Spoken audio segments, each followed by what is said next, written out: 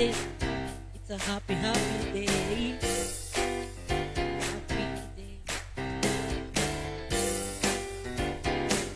Happy day. It is a happy, happy day. Oh, happy day. Oh, happy day. Happy day. Oh, happy, happy day. Happy day. Happy, happy day.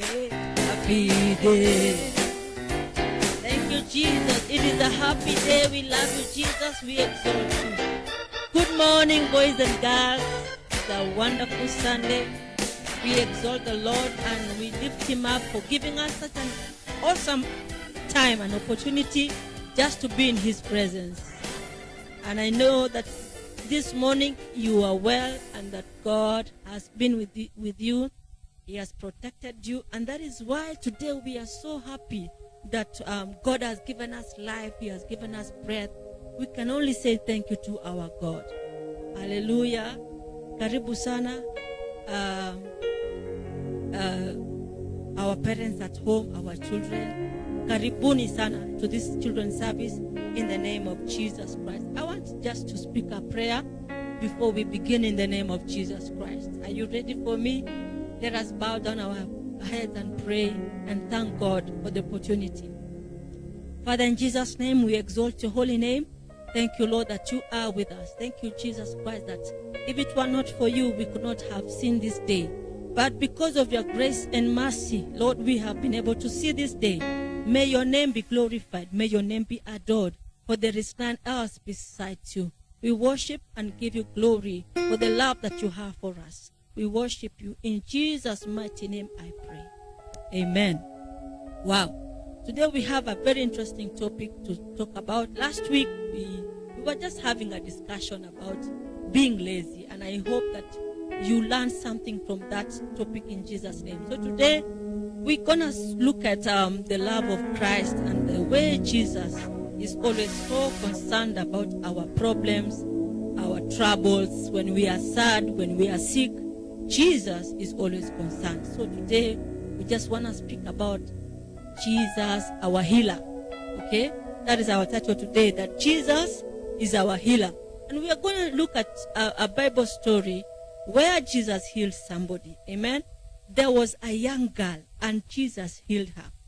We were not given her name, but she was a daughter of a very prominent person called Jairus. Have you ever heard of the story of the daughter of Jairus? That's what we are going to look at today. The Bible story comes from the book of Mark, chapter 5, verse 21 to 43. We're not going to read all those verses, but we're going to go through the story in the name of Jesus Christ. So you can just note down that it is from Mark, chapter 5, and verse 21 to 43. And then we have a Bible memory verse. We have to have a memory verse. And remember, by the end of this service, we are going to pray for all those who are sick, them that are sad. So if you have anyone at home or you know anyone who is sick, please send in their names so that we can be able to mention their names as we will be closing the service today. So memory verse is Mark 5 and 36, part B. Mark 5:36, part B, which says, "Do not be afraid, only believe." Are you there with me? Say it again. Do not be afraid, only believe. Amen. I want you to say it one more time. Do not be afraid, only believe. Amen. That is our memory verse, and it is a very interesting one. We do not have to fear at all times. Now we go to our story so that we can be able to learn. And before I show you the pictures, you'll follow on the screen. I will be showing you just some pictures as we say the story in Jesus' mighty name. It is about prayer. And I wonder, do you know about prayer? What do you know about prayer? What is prayer to you? Yeah? Prayer is talking to God. It is as simple as that. Just The way you can talk to a friend, the way you can be talking to your parents, it is not any different. It is just talking to God. So as a little one, you can be able to talk to God because God hears and He answers prayers. So if you be wondering, what is prayer? I've told you, it is just talking to God. And why should we pray? Prayer is important because if you do not talk to God, He will not know your needs. He's an all-knowing God, but He expects you to be able to talk to Him. So it is important that you remember, talk to God. Pray in the morning, pray in the noontime, pray at night. As you go to sleep, you pray. When you wake up in the morning, you pray. You pray at all times. And where should you be praying? You can pray anywhere. Wherever you are, God will listen to you. You can pray. You can pray in your home. You can pray at school, though we are not going to school right now. You can pray as you walk along the road. You can pray even in the car. You can pray at all times, anywhere. Just think about anywhere you can be, and you can pray. And God will listen to you, and He will answer your prayer. Then, when should we pray? We can pray at all times. And who should we pray to? We can pray to God through Jesus Christ. Remember the Lord's Prayer? We always say, Our Father, who art in heaven. And then we end by saying, in the name of Jesus. So we pray to God through the name of Jesus. And then, how should we pray? There is no, you just have to pray as you humble yourself in the presence of God. You can pray kneeling down. You can pray while you are standing, while you are seated. That is how you can pray, as long as you are praying. Now to our Bible story in a moment, in Jesus' name. It is about the daughter of Jairus being healed. And we're going to go through that story in the name of Jesus Christ. Amen. Can you see that? Jesus raises Jairus' daughter to life. That is our story today. As you can see, that is Jairus. Yes? That is Jairus. Jairus was a leader at the synagogue, in Capernaum. And his 12-year-old daughter was very seriously ill. Very ill. You see, Jairus was a big person. He could be compared to a governor in our present situation. And at that time, his only daughter, who was 12 years old, was very, very seriously ill. And he knew that. He heard that Jesus was just around, and he said, I will go to him because I know Jesus will help me. So Jairus went searching for Jesus. He went searching for Jesus, and he found that where Jesus was on a mission. He was on a mission. He had been to he was by the seaside where he had healed somebody who was demon possessed, and now he continued. He was on a mission. That day he was just healing one person after the other, and now he was somewhere where at the city of Capernaum. That was a city in those days where Jesus was. And there was a massive crowd where people were, and everyone was just gazing at Jesus. I guess they were following him because they had heard that he had healed a man who was a madman. Have you ever met a madman? Unajua mtu mwenda wazimu huwa anasumbua watu sana. Na Yesu aliponya mwenda wazimu huko. Na alikuwa sasa anaelekea katika mji wa Capernaum, na akawa amefuatwa na kikundi kikubwa cha watu. A very big, a huge crowd of people. Yes. And Jairus knew that is where he would find Jesus. So he came. When he found Jesus, you see Jairus there. He's on his knees. Oh my God. He's on his knees. Why? He is a governor. Remember, I told you at this in our time we can compare him to our governor. Can you imagine our governor kneeling down, praying to Jesus? That's what Jairus did. He was a great man, but he left. He could not see how great he was, but he knew that Jesus was greater and that Jesus was able to heal his daughter. Remember, that daughter was the only daughter that Jairus had. So deep down in his heart, he was so hurtful. He was sorrowful that I'm going to lose my only daughter. So he cried. He cried to Jesus. He was begging Jesus. He was on his knees and he was begging Jesus. He was telling Jesus, please come to my house. Please come and heal my dying daughter. Please come and heal my daughter. And I bet he was really shedding a lot of tears. Wow. And as Jesus was there with Jairus, he decided to keep going. Yeah? And on his way again, there was someone else who was in need of Jesus' help.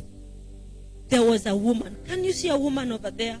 That woman had a problem. She was sick for 12 good years. Hebu sema miaka 12. Umewahi ona mtu ambaye ako na miaka 12? How old are you? I don't know. Maybe you can be, or you even know of somebody who is 12 years old. You can imagine from the time that person was born to being from 1 year to 12 years. That is a long time, yeah? And this woman was sick for 12 years. Then she knew that, she also knew that it is only Jesus who can be able to heal her. And therefore she told herself that I will just go.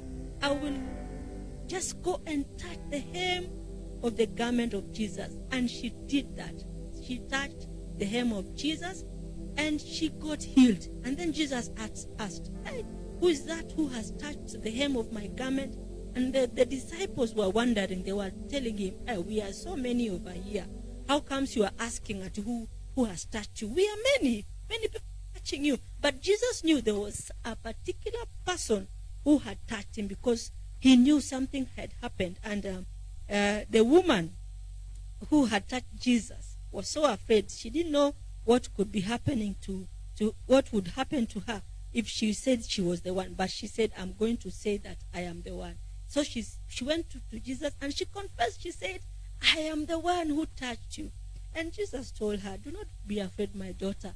Your faith has healed you. And told her to go in peace. Wow. So, and the people there were so amazed knowing that Jesus had healed that woman. And they knew her. She was a popular woman in that city because she was sick for a long time and people knew her because she even had begged for money to go to the hospital. And when Jesus healed her, she was very delighted. Look at her. She's smiling. Wow. What a great thing that Jesus had done for her. After 12 years of trouble, after 12 years of sickness, after 12 years of pain, now she's healed. Wow. Let us give a clap to Jesus. He's a good God. He cares for us. He loves us so much. You see, one healing after another. The woman is healed and she has been told, it is well with you. You can go your way. Hallelujah, hallelujah, hallelujah. So, after healing that daughter of Jesus, Jairus is there. You remember Jairus crying to Jesus and telling Jesus, come and heal my only daughter. There is a servant. I told you Jairus was a big person. A servant of Jairus came in and told Jairus that your daughter is dead. You don't need to continue troubling the master. And that was very hurtful for Jairus to hear. But you know what? Jesus told Jairus, do not be afraid. Just believe and your daughter will be healed. Hallelujah. What a marvelous word that anyone would want to hear at a time of distress and a time that you are desperate for help. So Jairus believed Jesus because Jesus told him not to be afraid. So they went to Jairus' house. They went to Jairus' house, and there you can see that people are mourning, they are crying. They were crying because the daughter was already dead. You know how the situation can be when somebody is dead. That was how it was. People were mourning, people were crying, people were devastated. Watu walikuwa na huzuni, machozi mengi. Na Yesu alipofika mahali pale aliwauliza, sasa mnalia kwa nini? Why are you crying? Jesus told them that the girl is not dead, she's only asleep. Wow. There is no situation that is so great to our Jesus. Jesus went in with Peter and John and James and the child's parents into the house. He did not go with everybody. He just took the parents. You can see Jairus and his wife over there. You can see Mama and Baba. And then you can see there Peter, there is James, and there's John. And Jesus went to the girl and spoke to her. She told Jesus, Jesus told that child, Talitha, Kuma, meaning, girl, get up. See what happens. See what happens when Jesus speaks. Hallelujah. Her spirit returned. And once she stood up, hallelujah, she stood up and she was healed. That is what Jesus can do. Are you seeing that girl? She's 12 years old. She was very, very sick. Maybe it could have been corona. At that time, you never know because the disease is not mentioned. It could be corona. It could be the COVID-19. At this hour, people are really wondering, what is the cure for corona? What is the cure for COVID-19? But our Jesus is able to heal every manner of disease. Amen. I hope you enjoyed that story. And Jesus told the parents to that girl, go and give her something to eat because she's already healed. Amen. Wow. Jesus loves us very, very much. Our God is holy and our God is worthy of all the respect. So when we come to our God, we must go to him with respect, with honor, knowing that he is able. And there is no situation that God cannot be able to handle. If Jesus healed a dead girl, he raised that dead girl, and life came back to her. There is nothing that our God cannot be able to do. Remember our memory verse, Mark 5:36, which says, do not be afraid, only believe. Do not be afraid, only believe. Do not be afraid of corona, only believe. Believe in Jesus because he is able to heal you no matter what. And that is why I said at the end of this lesson, we will be praying for them that are sick.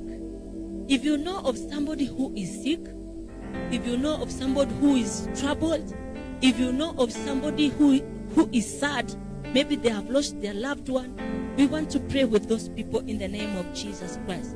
Because when we have faith in God, it pleases our God. So in difficult situations, we can pray because God is kind and God cares for the sick and those that are sad. So remember, you can go to God in prayer and he will hear you. And he has the power. He can do it. If you believe what I'm saying, say hallelujah. Jotham, are you there? Do you know of anyone who is sick? We want to pray with that person in the name of Jesus. So close your eyes as we trust God for healing, as we trust God even for spiritual healing in the name of Jesus Christ. For them that are sick of corona, they have been affected by this disease, we want to pray for them in Jesus' name. Amen. Father, in the mighty name of our Lord Jesus Christ, we thank you for your word, that we do not have to be afraid, that we can only believe in you because you have the power to do great and mighty things. God, you healed the daughter of Jairus when she was dead and she suffered, and the life came back to her and she was alive again, and the people rejoiced. Father, we thank you because this can also happen in our homes. We speak up upon those who are sick right now, upon those bodies. Even if there is a dead person, we are praying for healing in the mighty name of Jesus Christ. We want to remember them that are suffering from the disease, the COVID-19. They've been affected. Jesus, we pray that you heal them. Have mercy upon them and heal them, Lord. Them that are sick at home from whatever other disease, whatever name that disease is, we call it and we tell it that our Jesus is more than able to heal. In Jesus' mighty name we pray this prayer, trusting and believing. And everybody said a big amen. Amen and amen. God bless you very much as you continue to trust in God. And remember, Mark chapter 5 and verse 36, the last portion says, do not be afraid, only believe. Throughout this week, I wish that you will continue trusting in God in every way. From me right now is bye-bye. Until next Sunday, God bless you. I love you and I miss you all. Mungu wabariki sana na wadumishe katika pendo lake. Sasa tunataka kuingia kwa ibada ibada kuu na the main service, that is we are going to enter the main service, and God is just going to really bless us. I know this is a wonderful Sunday. Oh, I love Sundays. Sunday is just a beautiful day for me. It is the best day of the week for me, and I glorify God because our God is worthy of the praises, worthy of all the glory, worthy of all the goodness. Hallelujah, hallelujah. And I want to speak unto us, hata sisi watu wakubwa tujue ya kwamba we do not have to be afraid. We can only believe in God. We can only trust in God. The economy, do not worry about the economy. Do not worry about tomorrow. Do not worry. Worry less in Jesus' mighty name, because Jesus is in control and he's taking over.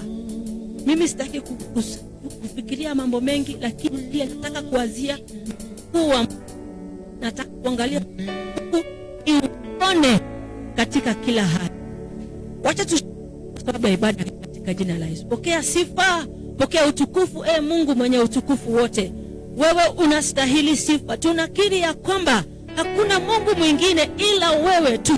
Mambo yote yanawezekana kwako. Na ndio maana tunaliabudu na kulinua jina lako takatifu. Uinuliwe na upewe sifa, maana unastahili. Wewe ni Mwokozi, wewe ni mfalme wetu. Tunakushukuru. Pokea utukufu wote na sifa, maana unastahili. Katika jina la Yesu tumeomba tukishukuru, na kila moja aseme amina. Karibuni sana kwenye ibada tuweze kuabudu pamoja. Unaweza anza tu kwa kumwabudu Bwana, msifu Bwana mahali ulipo. Tangaza ukuu wake katika jina la Yesu. Tangaza ukuu wake, tangaza, kiri ya kwamba Mungu wetu ni mkuu sana. Kiri ukuu wake katika jina la Yesu Kristo. Let us declare that our God is awesome, our God is powerful, our God is worthy of all the glory, our God is worthy. Oh, Yanta Mazaya, the Son of God is lifted up. The glory of God shines all over. His power, when His praises go up, His glory surely comes down. He's a powerful God. You are a glorious God. We adore you, Jehovah. Mighty are you, God. Exalted are you, Jesus. Wonderful are you, Lord. There is none else beside you. We love you, Lord, and exalt you. Hallelujah, hallelujah. You are worthy, Jesus. Oh, Yanta Mazaya. We glorify you, Jehovah. You are worthy, Jesus. Oh, there is none else beside you, God. Oh, you receive the glory, God. There is none else beside you, my Father. Wewe wapendeza Mungu wetu, wewe wapendeza Jehova, wako watisha Bwana. Oh, asante Jehova, asante Jehova. Oh, yatamada, let your anointing flow, Jehovah, in our homes, oh my Father. Let your glory be declared, oh Jehovah. You are true, ever true, mighty are you, Jesus. Yes, oh, we love you, Jesus. We exalt you, Lord. Amen. Son of God is lifted high. The Son of God is lifted high. Oh, the Son of God is lifted high. The Son of God is lifted high. Oh, the Son of God is lifted high. The Son of God is lifted high. Oh, the Son of God is lifted high.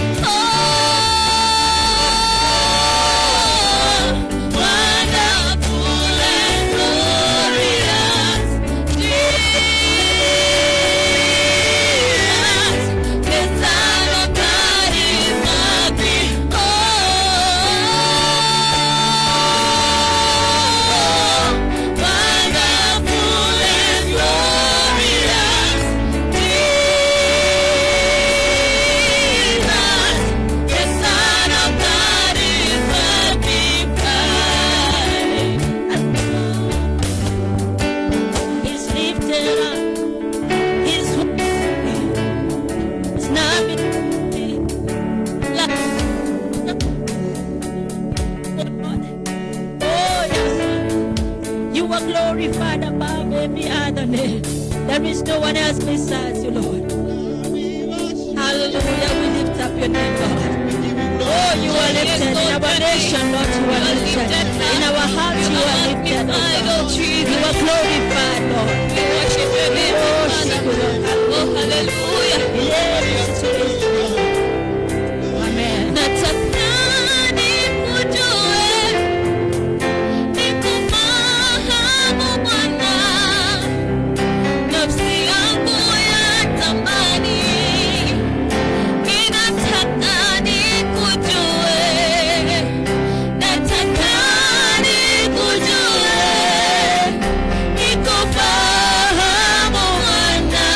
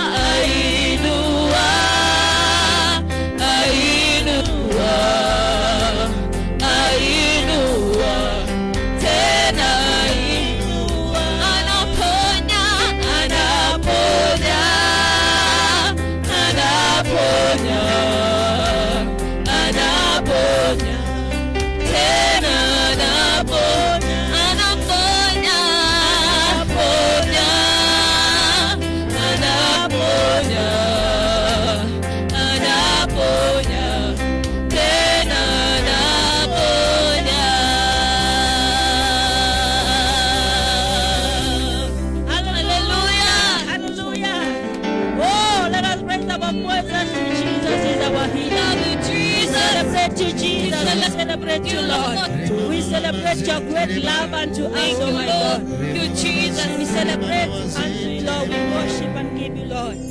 All the praises belong to you alone. Oh yes, indeed you are our healer. Unatenda tena. Wewe ni Mungu wa kutenda tena. Fadhili zako ni mpya kwetu kila siku. Nasi tunakuabudu wewe tu peke yako. Hallelujah. Amen. Wow.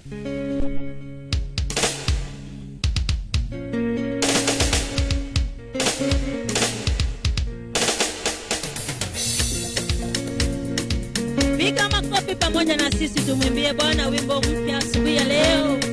Maana yeye ni Mungu mwaminifu na ametenda mambo mazuri. Hallelujah.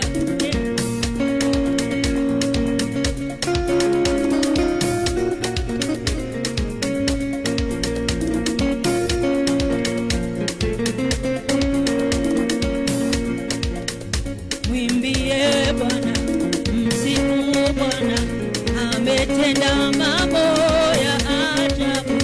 Mwimbie Bwana, msifu Bwana, ametenda mambo ya ajabu. Mwimbie Bwana, msifu Bwana, amefanya mambo ya ajabu. Mwimbie Bwana, msifu Bwana, amefanya mambo ya ajabu. Mwimbie Bwana, msifu Bwana, amefanya mambo ya ajabu. Nitaimba wimbo mpya kumsifu Bwana wangu. Nitaimba wimbo mpya kumsifu Bwana wangu. Nitaimba wimbo mpya kumsifu Bwana wangu. Sifu Bwana, oh, sifu Bwana, oh, viumbe vyote sifu Bwana, sifu Bwana, oh, sifu Bwana, oh, viumbe vyote sifu Bwana. Imba, imba, imba wewe, imba, imba, imba, imba wewe, imba, imba, imba. Hey! Mwimbie Bwana, msifu Bwana, amefanya mambo ya ajabu. Mwimbie Bwana, msifu Bwana, amefanya mambo ya ajabu. Nitaimba wimbo mpya kumsifu Bwana wangu. Nitaimba wimbo mpya kumsifu Bwana wangu. Imba, imba, oh, oh, sifu Bwana, oh, viumbe vyote msifu Bwana, sifu Bwana, oh, sifu Bwana.